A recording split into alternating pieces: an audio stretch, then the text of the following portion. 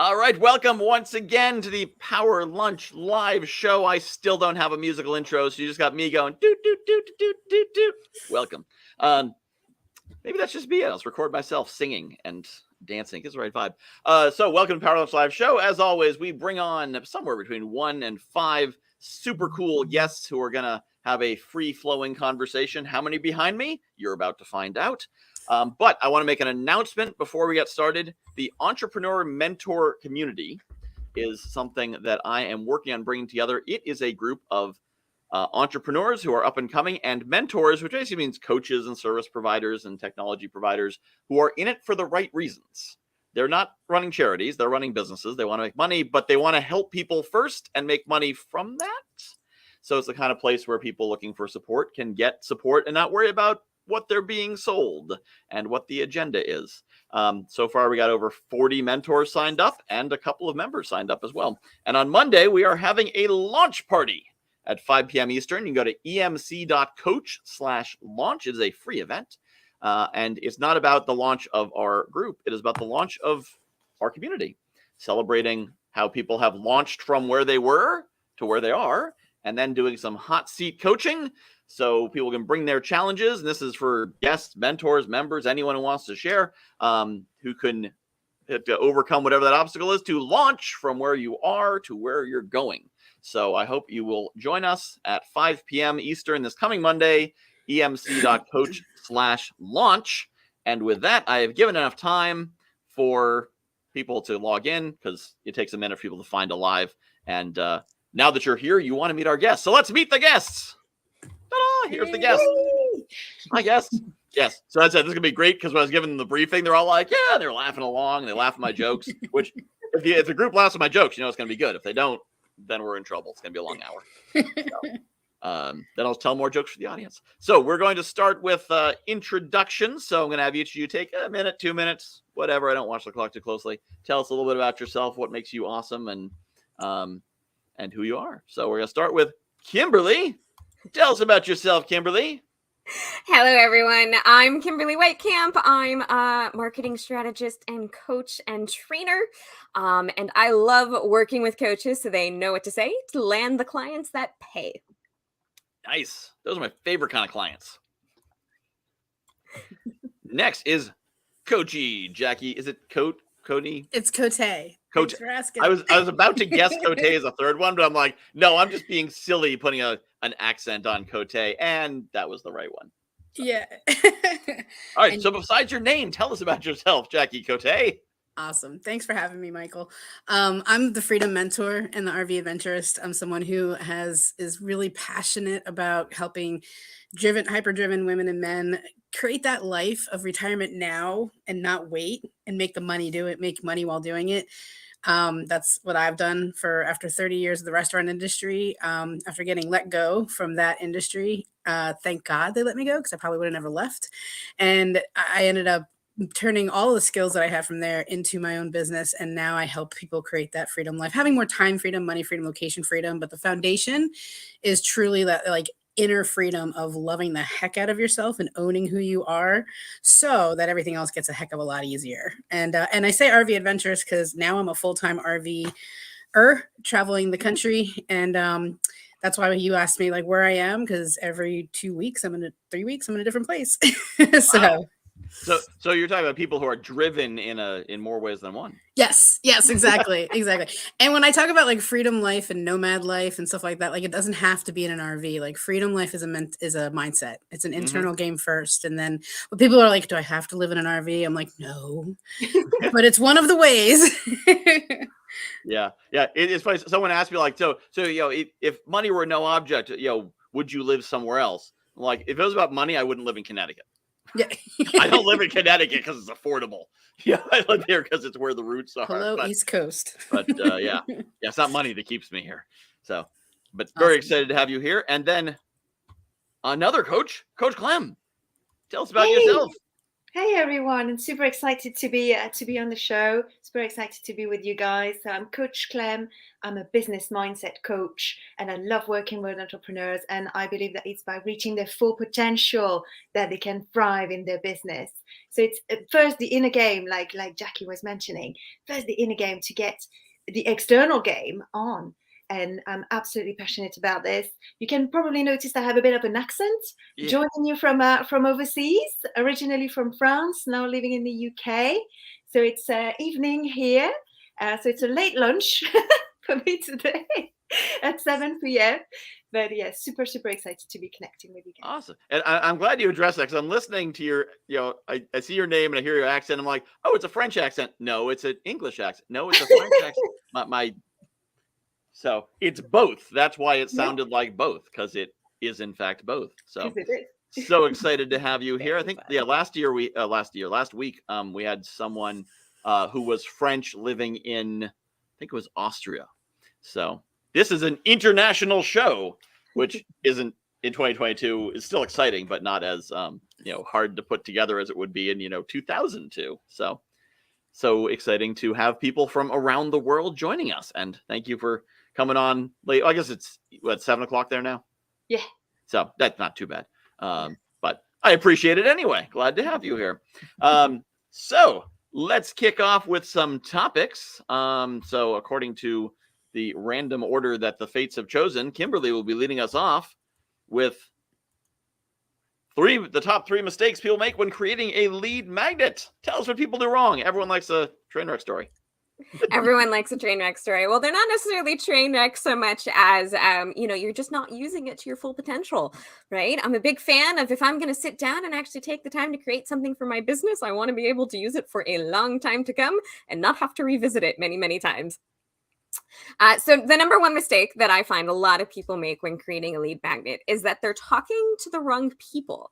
Oftentimes we get into this mindset of, one of my favorite examples to use for this is like if somebody helps people make keto recipes, for example, for weight loss, right? And the lead magnet is the 5 keto foods that are going to, transform your world. Well, most people that you're supposed to be talking to are what I call the problem aware. They're aware I have a problem. The problem is I want to lose weight. I don't know how to do it. So when you lead with something that's more to the solution aware of somebody who's already decided keto is for them, and they decide they want to make their own food, and they're looking for recipes for it, then they create a lead magnet for it. But many of us, when we create lead magnets, we want to get in front of more people who are problem aware. They're the ones who know that I have a challenge, I've got a problem, I've got something wrong, I want to fix it, but I don't know how. So when creating your topic, you want to be speaking to the problem that you're going to solve versus the methodology that you're going to use to solve it. So that's the first thing that I find a lot of people kind of fall into that trap of, well, I'm going to give them the step-by-step without realizing that they don't know that my method or my process or whatever I'm doing is actually the thing that's going to help them fix their problems, right? We want to talk to them when they're problem aware first. The second thing I find most people kind of forget about when using a lead magnet is telling people what to do next, right? We went through all the process of getting them onto our list. They're in our world. Now they said, yes, I want to hear from you. And then we have this idea of, well, I don't want to bother them. So I'm just going to, leave them on my list until I've got something to sell them. But that's not necessarily going to be the next step, right? So at the end of your lead magnet, before they finish consuming it, tell them what to do next. Go join a free community. Make sure to check your email every Tuesday because I send an email then. Go and book a call because I would love to get to know you better. Whatever that next step looks like, let people know what it is. Because when we don't tell people what to do next, then they don't know what the options are. And they're not necessarily going to go down a rabbit hole for research and go figure it out, right? So let them know what they can do next. And it'll be really valuable for people so that they're kind of engaging with you as they go through that process, right? I know this, I know this, I know this, and now I can take that next step and really get excited about it. And then the third thing that I find most people do when creating a lead magnet is they never talk about it. We create the lead magnet and, I've asked people before, oh, well, do you have a free gift? And they're like, oh, yeah, it's on my website. I said, great. Do you tell people about it? They're like, but it's on my website. They'll go find it, right? And the reality is there's a lot of different ways for people to find us online. But one of the best methods is for you to have a schedule to consistently promote the way people can say, yes, I want to hear more from you. Right. So one of the things I do when I work with people is they create their lead magnet, and I have them create at least 12 social media shares as they're creating the lead magnet, so they can share about it consistently and let people know, hey, I have this thing, you might be interested in it. Right? Know that when you get on a podcast, you can drop it. When you get on social, you can drop it. When you talk to people, you can drop it. But one of the big challenges I find people face is they've taken the time to create this really awesome thing, but then they're like, oh, but people are going to find it on their own, right? I'm going to use SEO, which is a valid method, but it'll take some time. Whereas you could just be proactive about it and share about it on a regular basis to let people know, hey, I have this cool thing. And when you're consistent, you can also consistently grow your email list as well. I love that. And I'm going to shamelessly self-promote, take advantage. Yes, Michael is going to tell people about the free thing that he has. Yeah, because anytime I get the opportunity to self-promote the show, I'm like, well, funny you should mention that. I just happen to have one of those. But yeah, that's so many great points there, especially about, the field of dreams marketing. Yes. If you build it, they will come. That's a huge thing. Remember to tell people what you have and share it. And yeah, I think a lot of people run into the challenge of they build an email list, but they don't know what to do with it. Mm-hmm. And I've seen on both ends, both the people who do what you said, they're afraid, like, oh, I don't want to bother them. Like, well, they signed up, they'll unsubscribe if they want to. Yes. You have to have an unsubscribe button at the bottom of every email. It's not hard to get out. But also the ones at the other end who are big into the joint venture promotions, and they promote all their partners, never talk about themselves. Yes, I see that so often. I'm like, I get a new email from someone. I'm like, wait, what does this person do again? I don't remember. Yeah. Yeah. And of course, the thing is if someone's going to buy some people buy $1,000 program right off the bat. Yes. But if they don't, they might need to get to know you for 6 months or 12 months or 18 months. And if all they see is your partner promotions, and most of those partner promotions don't even tell you anything about the partner, let alone about yourself, then you're not actually doing anything with those people in your community who might be your target market, but you basically hit them once and then sent them some stuff from then on. Yeah, it's that 3% mentality people talk about. At any one time, about 3% of your audience is looking for the buy button. They're like, yeah, you give it to them and they'll click it, right? Doesn't matter what you do to promote it. Doesn't matter what you do to support it. They're ready. They're like, give me the option. I want to give you my credit card. That's 3% at any one time. But the other 97% of people need a little time to get to know you, get to know what you do, all the good things. So this idea that we're like, oh, I don't want to bother them, I'm not going to talk to them yet. Then, you've lost that 97%. And just for anyone out there is like, well, I'm worried people are gonna subscribe, and they will. When you first start mailing, Of course. you will get especially if you haven't mailed them at all, you will get 10% unsubscribing, because they'll be like, oh, am I on this? I don't want to be on this. Don't worry about it. That's just natural process. But then the people who want you will stay. I email and if you're watching this, it's a decent chance you got an email from me, possibly one with a giant block of gibberish, because my server sent out, I don't know if any of you are on my email list, but sent out a picture that was supposed to be in it as the text that makes up the picture, not the picture itself. That is how some clients read it. So people are like, what the heck? Because all the content was under the picture, so nobody could see the email. But I've built enough relationship with my readers that a bunch of them, I got a bunch of jokes back. Like, Jay Fairbrother emailed me back. It was like, I know you tend to go on and on, but this is a bit much. but I email my list.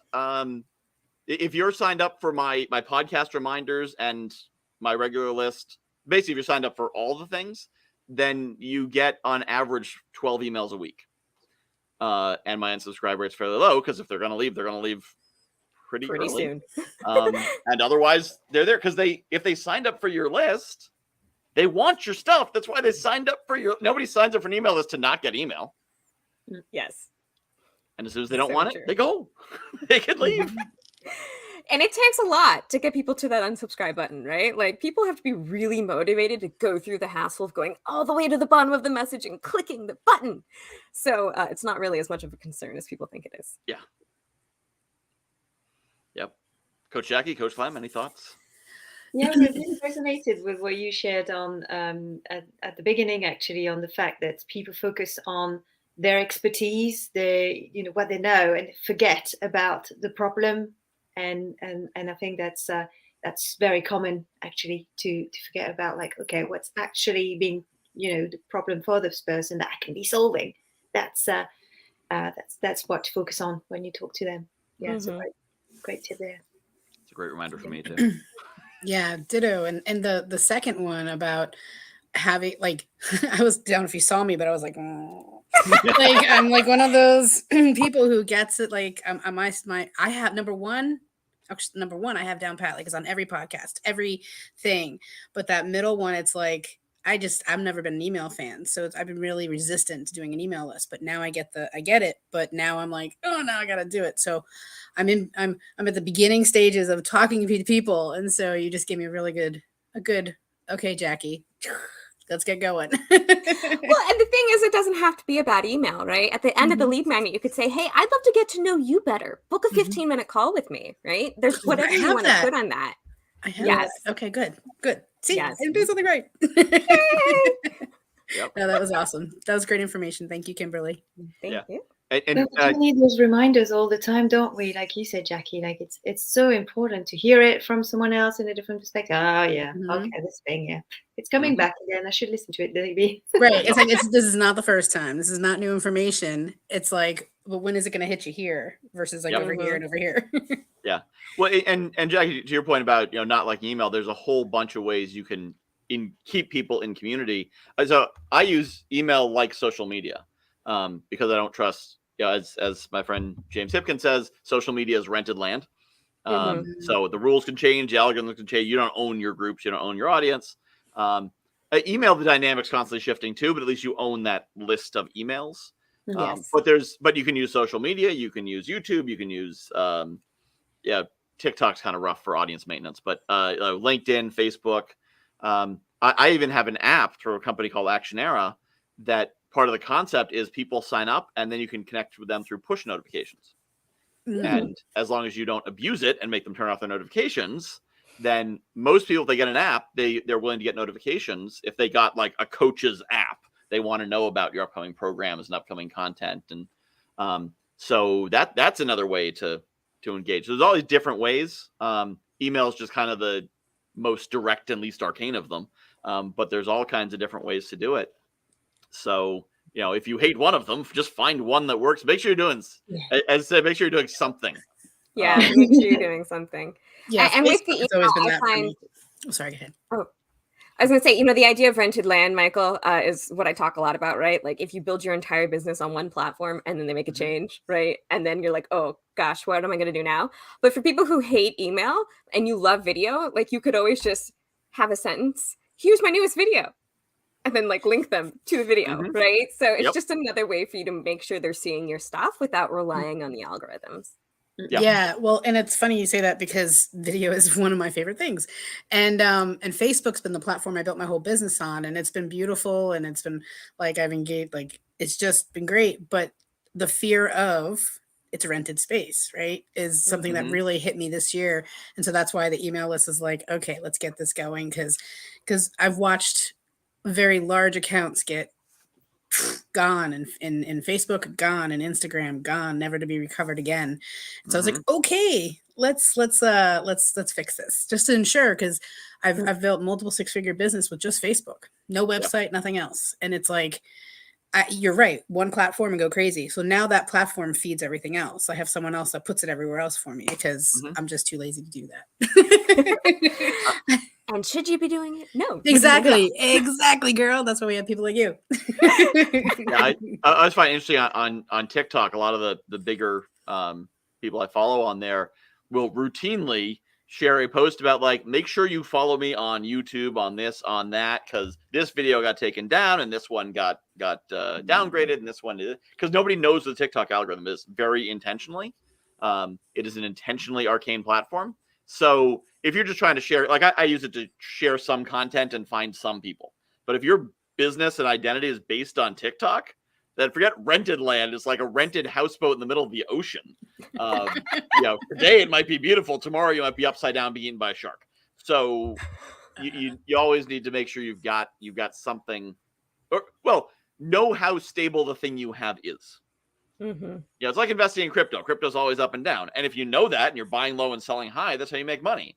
If you're trying to invest in it like it's a blue chip stock, upside down, eaten by a shark. So, know what you're standing on, what kind of platform it is. Mm-hmm.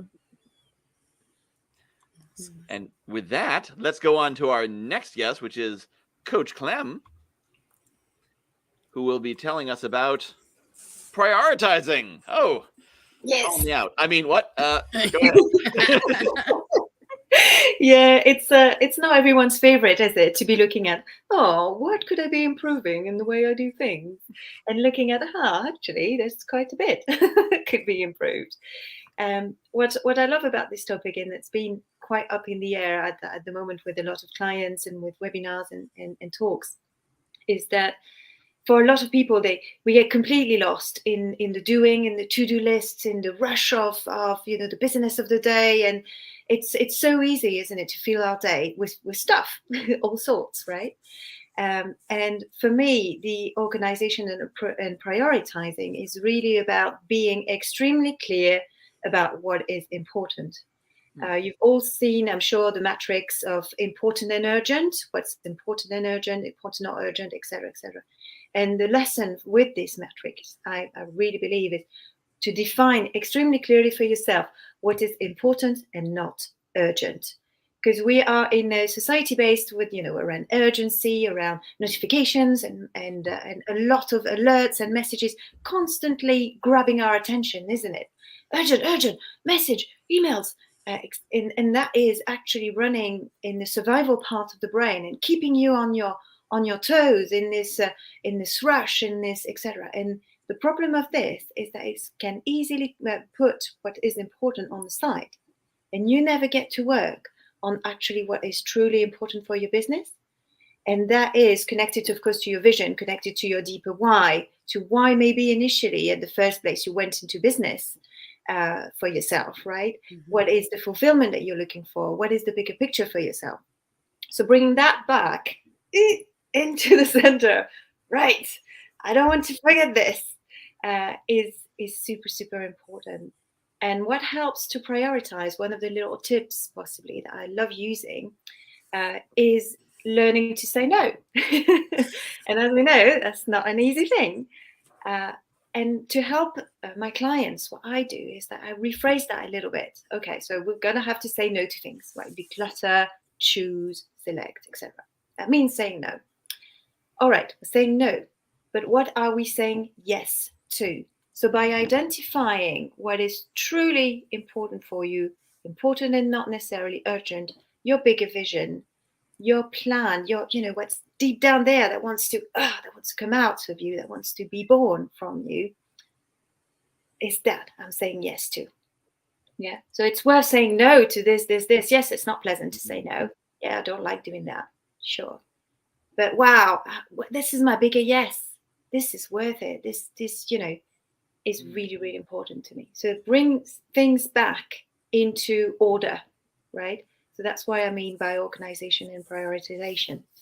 And of course, there's a lot of work to do on the self-sabotage that we all do. That's absolutely normal. We all have our internal saboteurs, these inner voices, inner critics, and etc. And it's a long life thing. We don't do it on purpose. It's unconscious, and it's very, very important to learn to work on those so that they don't come in the way, basically, of achieving this important and not urgent piece of work that we are about, aren't we?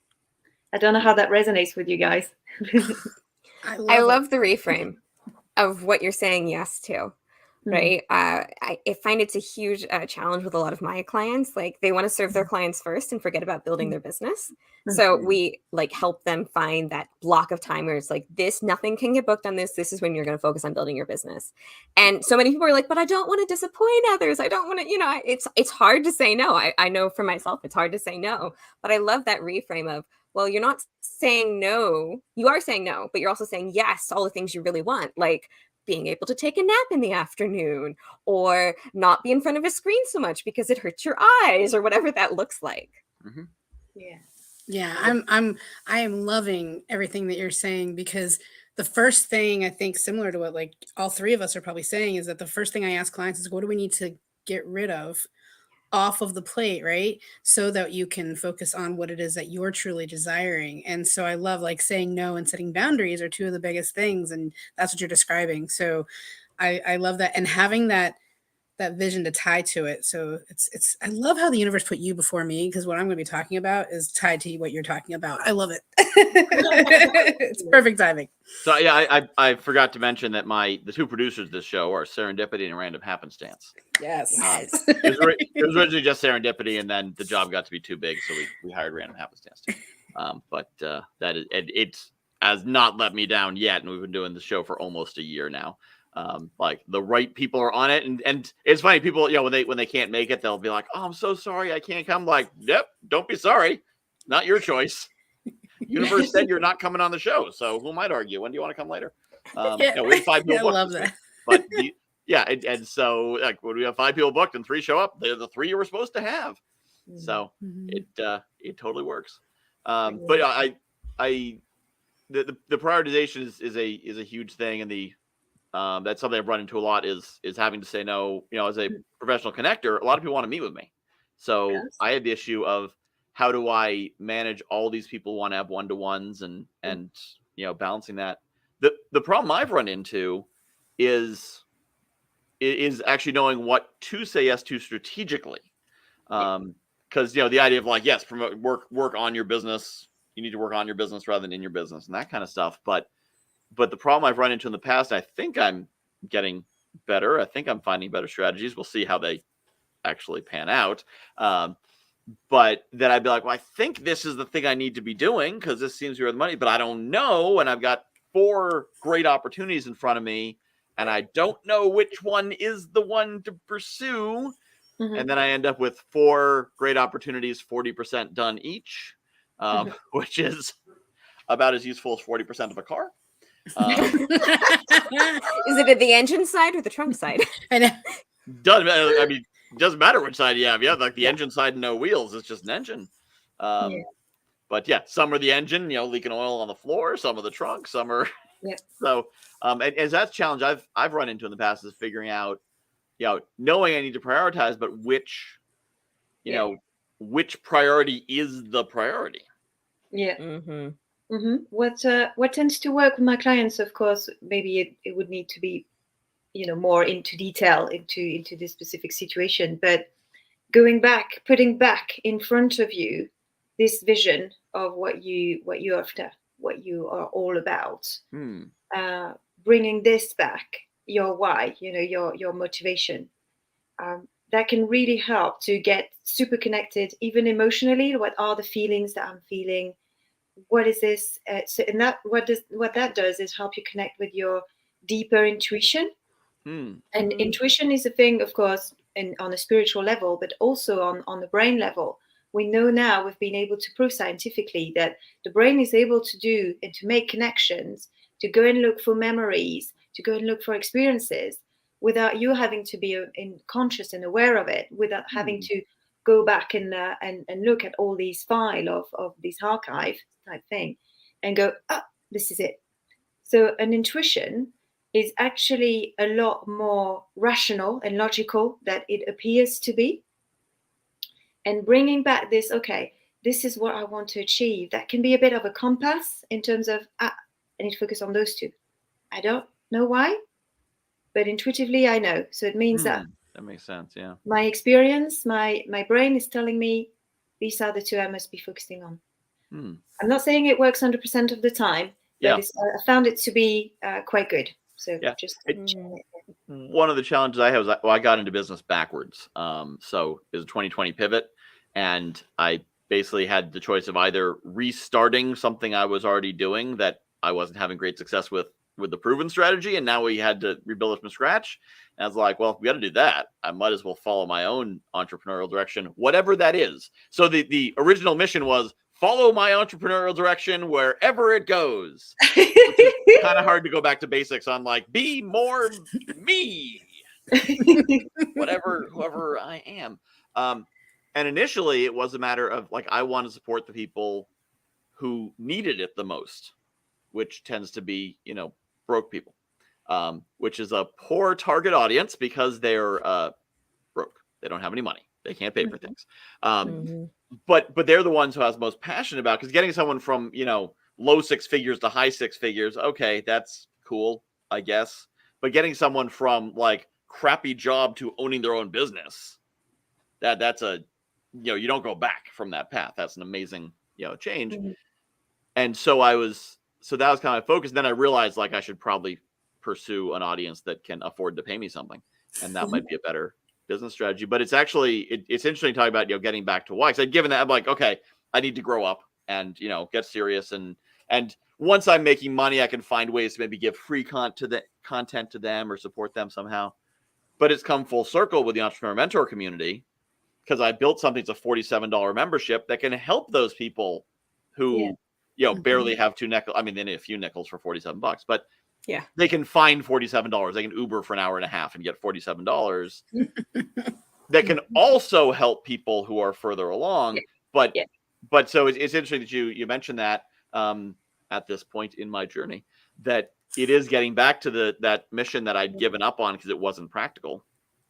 And I've, finally come back to it with something that I feel like is the direction it's going to really be my core focus going forward. Of course, I've said that about 7 other things I've done in the last 2 years as well. But yeah, that's interesting, kind of getting back to the, like, what is your why? What drives you? What are you passionate about? And not discarding it as, but I can't make money doing that. Well, I find that for a lot of people, especially those who get into coaching in the entrepreneurial space, right? For many people, it's not about the money. Like, yeah, okay, I want to live a nice life. I want to be able to do the things I want to do. But money by itself is not the motivator. It really is that why. And we sometimes get lost because we've been told, right? Oh, you have to pursue the thing that makes you all the money. And then we forget why we're doing what we're doing. So I love that idea of, being yourself. That's really important, I think, making sure to not lose yourself as you grow your entrepreneurial business. But also realizing, right, like, why are you making the money? Like, having that why attached to it is one of the easiest methods, I think, for people to charge more money, because then they can realize what they can do with it. Yeah, exactly. And it really resonates with what you were sharing as well, Michael, about the why of this new launch on Monday. That's what you shared, didn't you? Like, about how it's people who want to help others first. And I felt, you were so passionate about sharing that too, that I felt that you were sharing this as well. So that's also something you're about. But sometimes we're complex as well, and we're more than one thing. And with the variety of skills that you have, I'm not surprised that you're doing different things, and it looks very, very diverse. And it wouldn't be you if it wasn't like this, if that makes sense. Yep. And that's something I found is because I got a lot of advice, pick a lane and pick your focus. And I'm like, but I don't want to pick a focus. But I've realized what I'm good at. I joke about this all the time. I'm only good at 2 things: connecting people and speaking.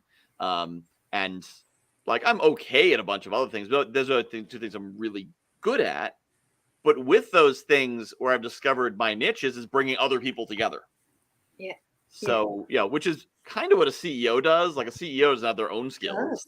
They only, if a CEO is, like, writing code or cleaning floors or building airplanes, they're doing their job really badly, because that's not the CEO's job. Is to leverage other people's skills. So 100%. And also, the service that you're providing via connecting people, what does that create for them? It helps them to grow their business, and so you're helping them, having an impact in what they do. So it's the service behind it is actually quite massive, isn't it? And it serves to my squirrel-like tendencies, that I want to do all the things, and so the EMC does all the things. It is the value proposition there isn't just that we help with marketing, or just that we help with mindset, or just that we help with bookkeeping.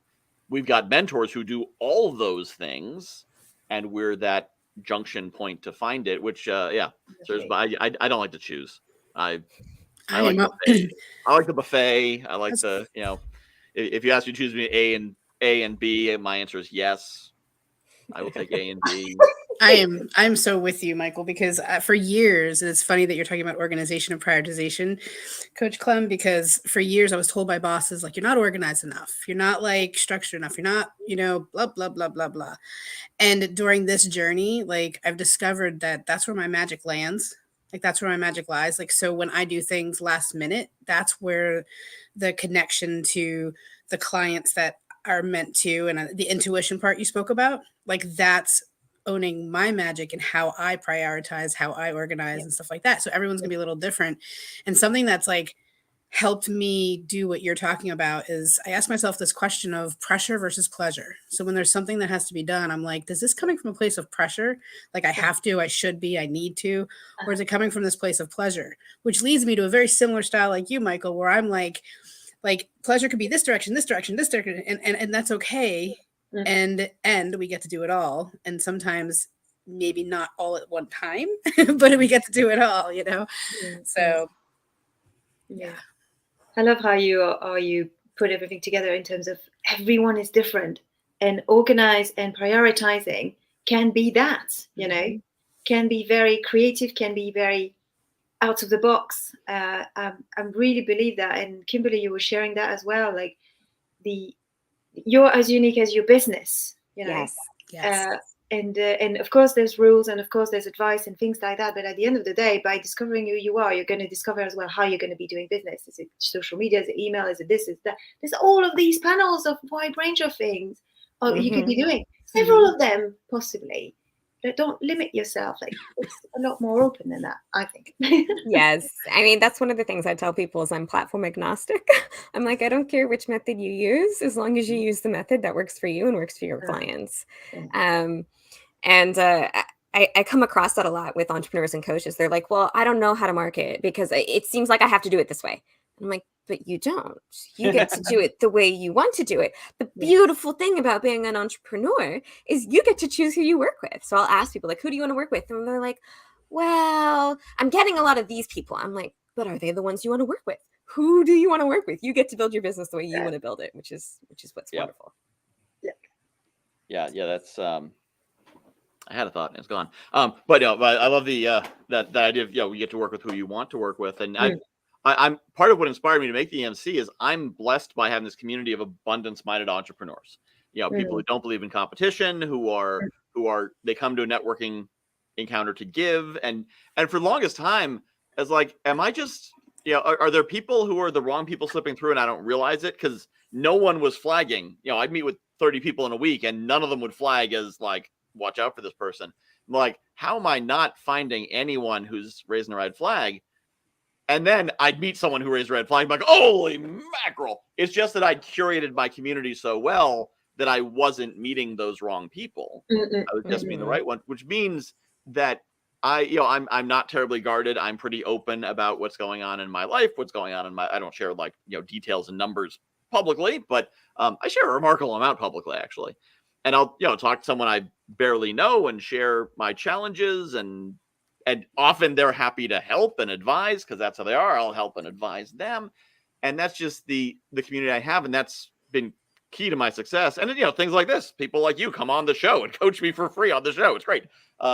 Season 3 of my podcast was just 50 successful people telling me how they got that way and teaching me how I can follow them. It's like $50,000 of free coaching in exchange for having a podcast. It was amazing. But most people don't get that. And so the best they get is some bro marketer they buy something from on YouTube, or some Facebook group full of people who are just as lost as them claiming to be experts, or worst of all, their friends and family who have no idea what entrepreneurship is, saying, so you going to give up yet? Or are you going to keep trying this thing for like, another week or two before you decide to give up and get a job? Because it's obviously not working. So I don't know how this works.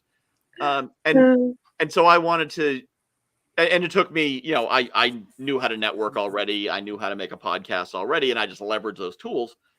So I wanted to make something where you didn't need to have all my skills to build my community. So you could just come in and get the benefit of that, because that's who I want my life surrounded by those kinds of people. I just want to not deal with the other kind of people ever if I don't have to, and then encourage other people to join it and then become that kind of people, so the bubble I can be in gets bigger.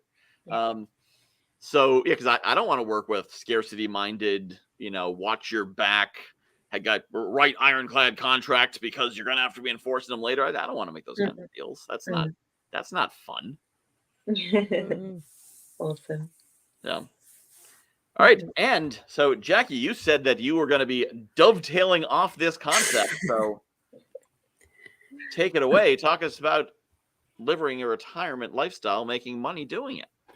So what dovetails off of Coach Clem is that whole vision. And what I discovered and what I do with every person that works with me, no matter what level they come in at with me, is like, how do you expand what you currently think is possible? Because we live in this predictable world of like, we know based on our experiences of what we've personally experienced, what we know we can do and can't do, and all our beliefs and all the other stuff are based on that.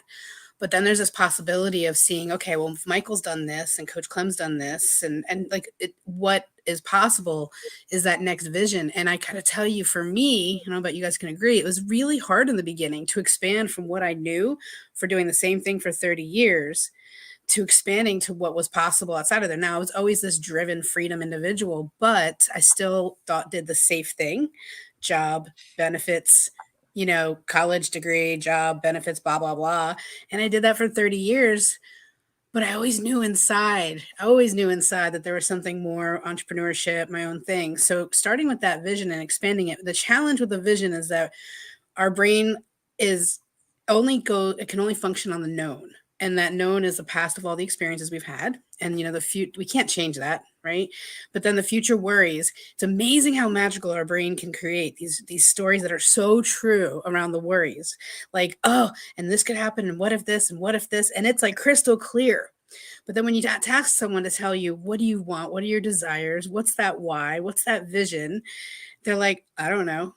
And like the brain's like so clear on those worries. Like we can create crystal clear movies about it, but yet it's harder to go because we're so used to problem solving and challenges and all that other stuff. So how to really just get your way on the way to that freedom life is like truly tapping into what Coach Clem was talking about, is that vision of what you desire, and really going into, what are you going to smell? What are you going to taste? What are you going to see? What are you going to feel? Right? Like I see you shaking your head, like all these senses. And that was weird for me, by the way, in the beginning. 4 years ago, you told me like, when are you going to see? When are you going to smell? I'd be like, whatever. Now I'm all about that energy of, similar to what Michael, you were talking about. Like you're like, wow, there was no red flags. Well, it's because your energy doesn't attract that. Your energy doesn't call that into your world, because that's what you have set your standard to. That's what you've set your desire to and your vision. And that's the same way I tell people I've set my desire and my vision on Facebook. I get so many people, I hate Facebook, hate social media, hate this. It's so negative, because that's what you allow in. That's what you call in. And I go to my wall and I'm like, celebration, people are traveling, having a good time, there's babies being born. All sorts of cool stuff.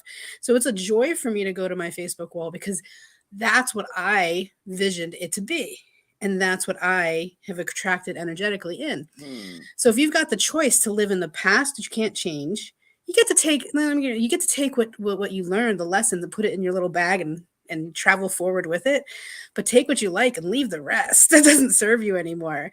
And you get then, and the other option of like living in that future worries, well, that's really not that fun. The third option is so much more fun.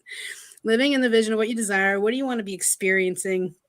Even with goal setting, like I always fought goal setting in corporate America because it was smart, specific, measurable, achievable, realistic, time sensitive.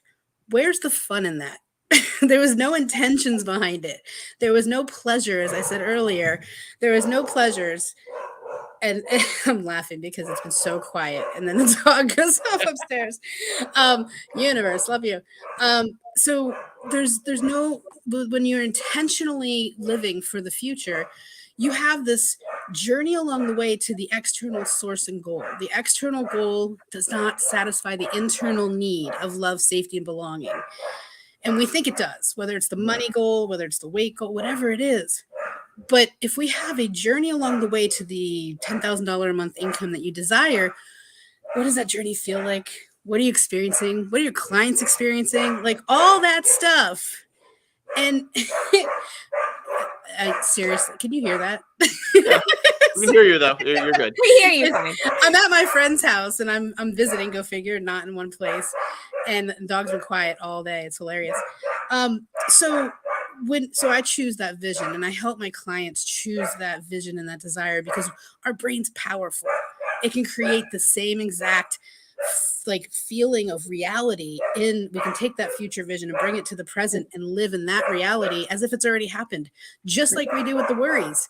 So let's go more fun and live there. And that's what creates that freedom life and that retirement life, doing what we love and doing it like you were mentioning too, Michael, about like, there's all these things I want to do. Well, you get to do them all. Like, there's no reason why we can't. And mine, like, I started with the one-on-one and then I went to group coaching and then I wanted a membership and I wanted retreats and I wanted all the things as a coach, right? Coach Clem, you want to do all the aspects of a coaching business.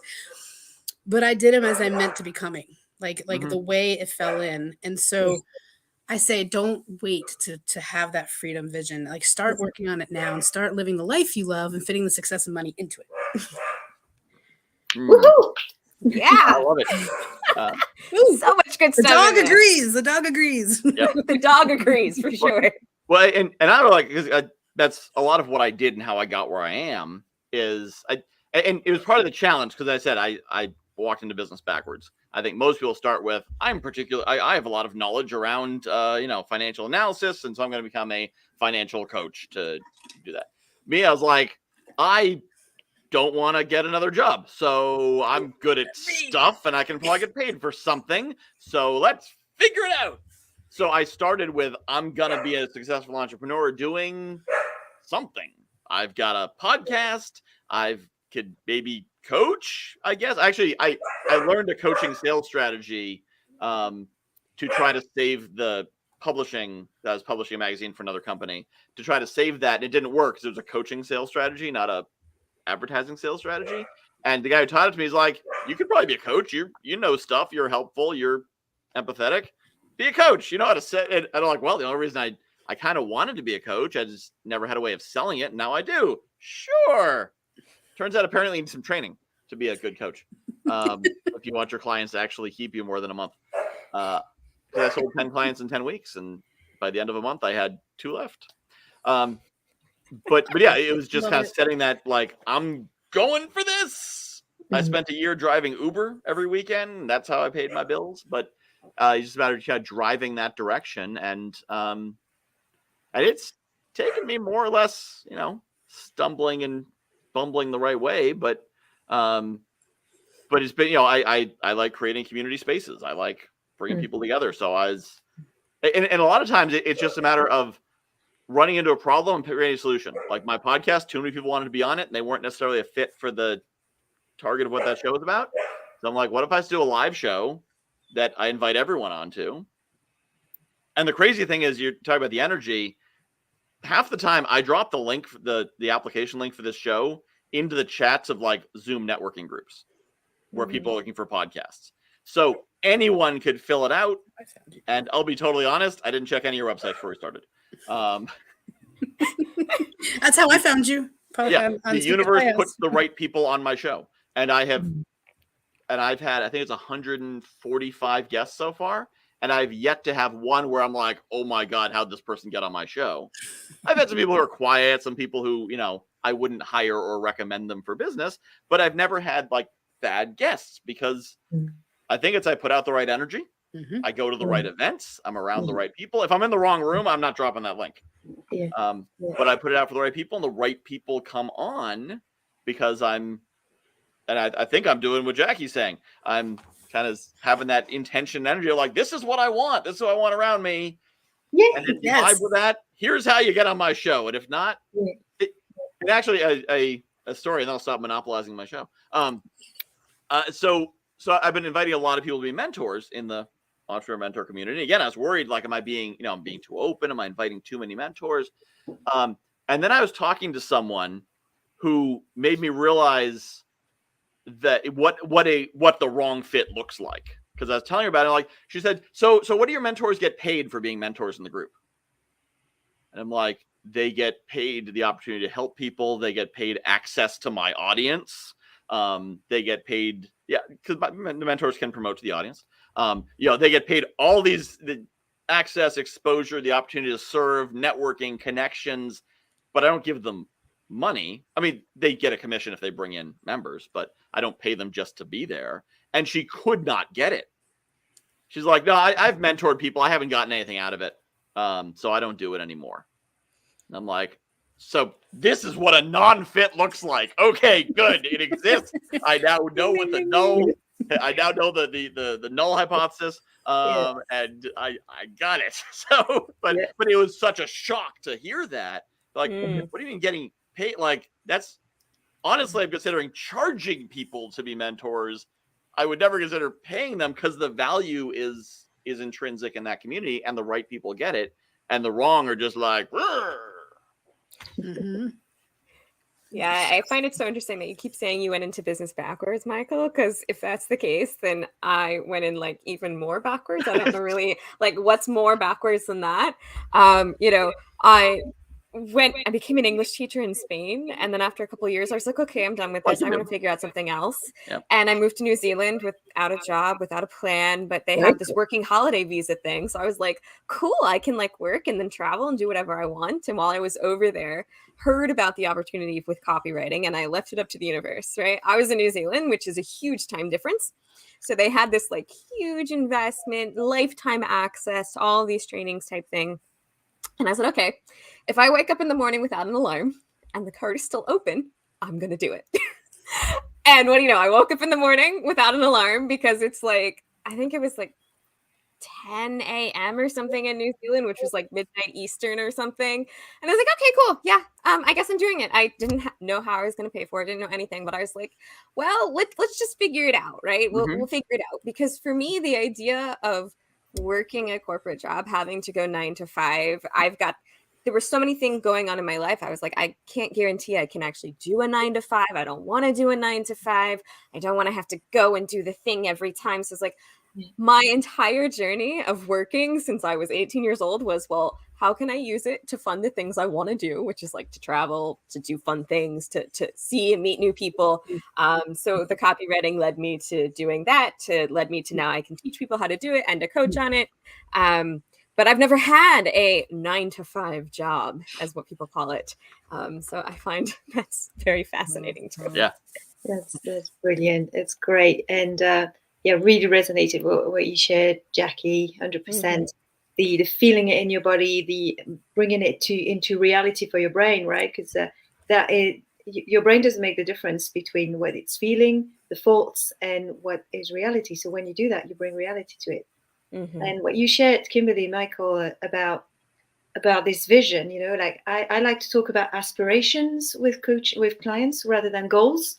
What's your 1-year goal? Okay, what's your aspiration? And sometimes it's a bit blurred. It's actually, I'm not sure what I want, like in terms of specific, but there's this that I want freedom. I want, I know what I don't want. I don't want that because that's putting me in the box. Following this, I think it's more what we mean as well with a vision, with your why. It's like, okay, who am I, and what's going to be the best environment, the best situation for me to thrive? Because I'm accepting and loving who am I and who I am, and I want to have fun. And we said that word so many times this session, didn't we? And I love it. Follow the fun, follow the joy, follow the excitement. That's going to get you to amazing places. It takes the same. It's the same exact thing than to follow the worry and the pain and the challenge. I mean, it's the same exact energy, same exact time or power to do it. And so choose your choice. Which one sounds better, right? It's like So Yeah, I found I loved teaching, but I was like, but I don't want to teach in a school in the United oh, States. girl, I tried it for a year and I was out the door. Oh, no. So I went and I taught, and literally the requirements to be a teacher in this program were you had to be an American and to have at least a junior level of college. So I was like, okay, cool, sweet. I graduated, I went to that. And I had so many people, they're like, you're really great at this. This is amazing. Are you going to go teach in the States? And I said, no. Absolutely not. Because that structure and that framework of working with people who don't necessarily want to be in your classroom and the extra hours, I had no interest in that. But now I get to teach and I love doing it. I love working with people and just seeing those aha moments. So, you find where your joy is and go after that. Exactly. I was a teacher too. How cool is that? I got the degree in it and I did it for 1 year. And I remember looking at someone else who'd been doing it her whole life and she was miserable.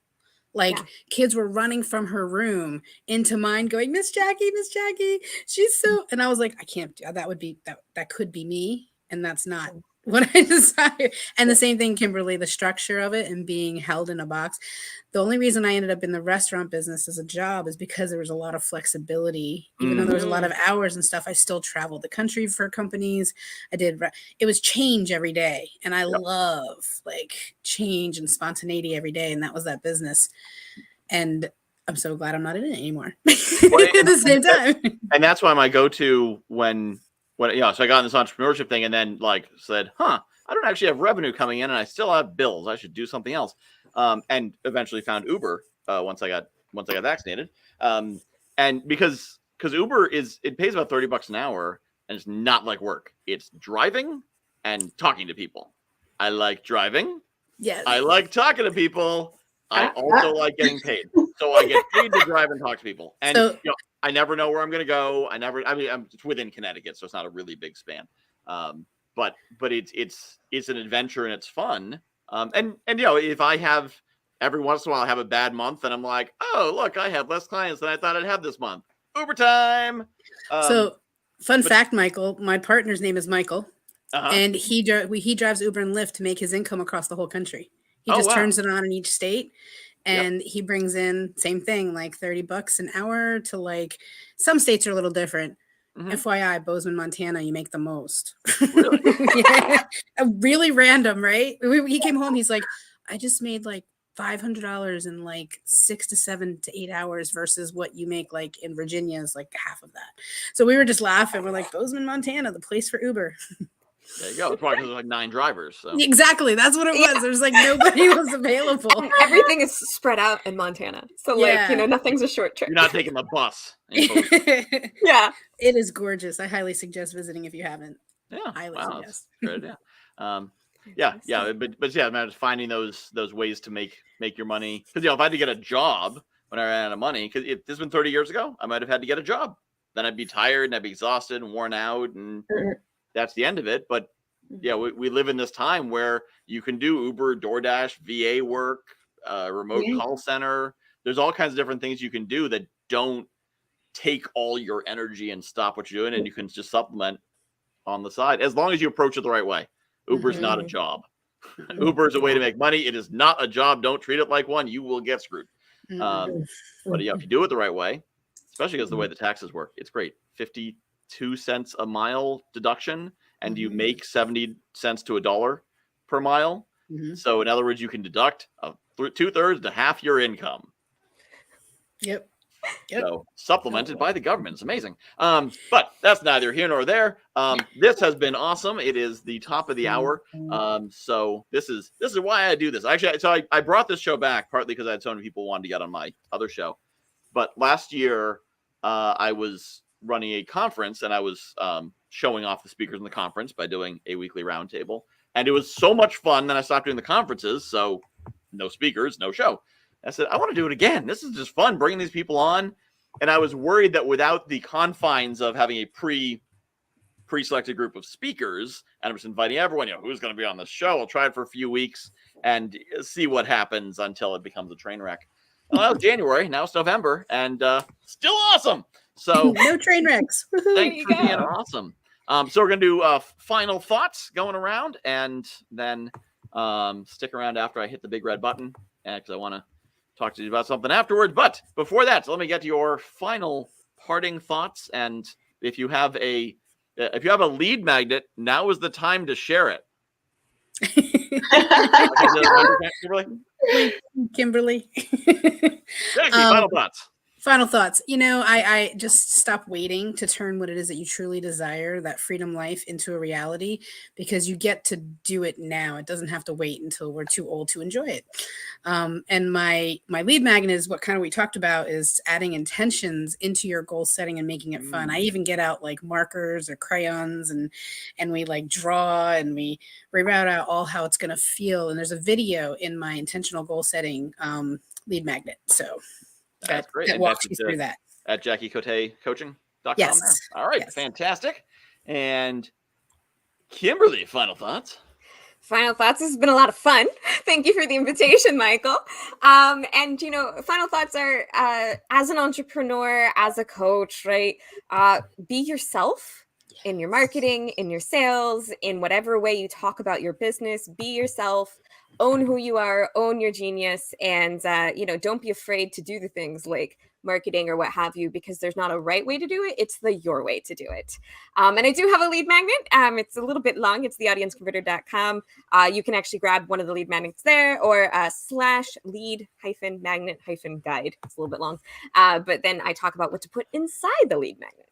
Nice. So it's a lead magnet that teaches you how to make a lead magnet. Yes, it is. All right. And I bet at the end of it, it tells you to do something else. It does. How do I know that? All right. And Coach Clem, final thoughts. Oh, it's been just amazing. I've loved all of it. It's been so much fun, so much excitement. Just a great time. My partner's going to be like, can you calm down now? It's 8 o'clock. All excited. So yeah, just maybe something a little bit different to what we were discussing. Like, my invitation is, share with people, talk about people to everything that we've been discussing. What is your vision? What is important for you? It can be a coach, it can be a mentor, it can be your best friend. It doesn't matter. But by sharing and getting help from others, colleagues, etc., support, that's how you get to the best version of yourself. So really get out there, talk about yourself. Don't keep it internally, because you get around in circles in that case. And my website is here, coachclem.com. And of course, you can get some good stuff, some good videos on there, and a link to book a free discovery call with myself if you fancy it. It would be lovely to have a chat with you. Fantastic. Thank you. And once again, I'll remind everyone that the launch party for the Entrepreneur Mentor community is this Monday at 5 p.m. Eastern Time, or 10 p.m. British time. Also 2 p.m. Pacific time. So I'm sure Coach Clem will be joining us, right? It's only 10 p.m., right? 10 p.m. It's okay if you can't make it. I accept that. But you can find it emc.coach/launch. And we're just going to be celebrating, how far all of us have come. And then also, most importantly and valuably, giving you some hot seat coaching from our mentors to help you to make that next launch to where you are going, which is really what the Entrepreneur Mentor community is all about. So thank you, everyone, for watching. Guests, stick around after I hit this red button. Don't log off suddenly. That always happens. People I hit the button, they're gone. I'm like, but I wanted to. So don't leave that. All right. But I'm hitting the button. Goodbye to all the people in the audience. Thanks very much.